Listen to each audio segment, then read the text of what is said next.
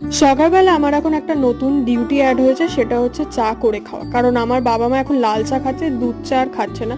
সেই জন্য আমাকে এখন চা করেই খেতে হচ্ছে। অ্যান্ড চা খেতে খেতে দেখলাম বিড়ালগুলো ঝগড়া করছে, আর একজন সানসেটের মাথায় উপরে উঠে আর নামতে পারছে না। তো ওদের দেখতে দেখতে একটু তারপর রান্নাবান্না করেছিলাম। এখন সন্ধ্যাবেলা বেরিয়েছি একটু বাজারে।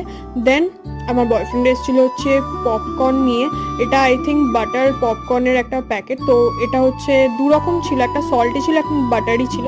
তো দুটো পপকর্ন করা হলো। দেন ভাবলাম চলো একটু লাল চাও খাওয়া যাক।